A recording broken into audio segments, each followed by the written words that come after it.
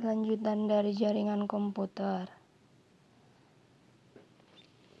Membangun jaringan wireless. Jaringan nirkabel adalah bidang disiplin yang berkaitan dengan komunikasi antar sistem atau komputer tanpa menggunakan kabel.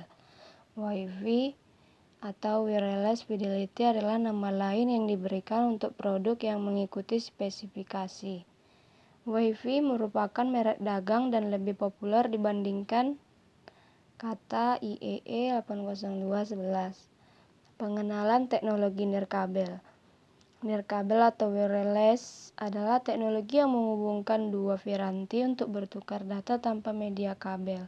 Kelebihan wireless secara umum: 1. Menghemat atau penggunaan kabel yang bisa cukup mengganggu secara estetika dan juga kerumitan instalasi untuk menghubungkan lebih dari dua piranti bersamaan.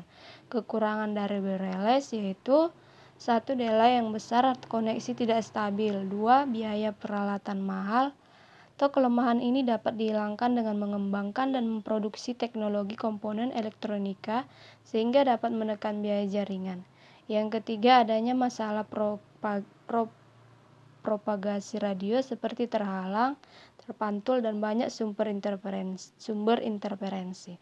Yang keempat, kapasitas jaringan menghadapi keterbatasan spektrum atau pita frekuensi tidak dapat diperlebar tetapi dapat dimanfaatkan dengan efisien. Yang kelima, keamanan atau kerahasiaan data kurang terjamin.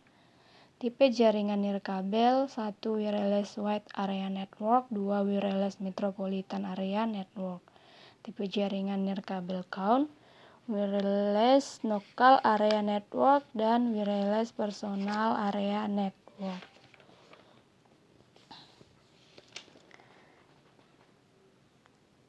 Selanjutnya, materi yang berikutnya, jaringan peer-to-peer. Jaringan peer-to-peer adalah jaringan komputer yang dapat menghubungkan beberapa komputer. Di antara beberapa komputer tersebut bisa menjadi server maupun klien. Jadi tidak ada perbedaan antara klien dan server.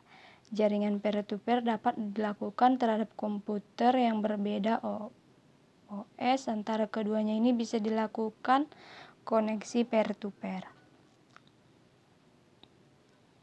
Kelebihan dari jaringan peer-to-peer: 1. Sangat mudah dalam instalasi. Yang kedua, implementasi relatif murah. Yang ketiga, sangat efisien. Keempat, sangat fleksibel. Kelima, tiap-tiap komputer berperan sebagai klien sebagai server sekaligus server. Yang keenam, tidak lagi membutuhkan administrator khusus guna melakukan perawatan terhadap jaringan. Yang ketujuh, tidak lagi memerlukan OS melalui aplikasi khusus lainnya guna server. Karakteristik jaringan peer-to-peer ini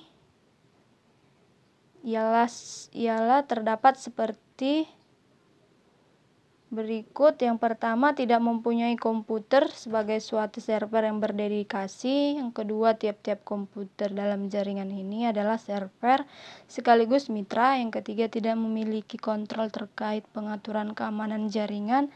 Yang keempat, tidak membutuhkan spesifikasi komputer yang berspesifikasi cara guna terhubung dalam jaringan tertentu. Sekian materi yang saya jelaskan. Kurang dan salahnya mohon maaf. Sekian dan terima kasih.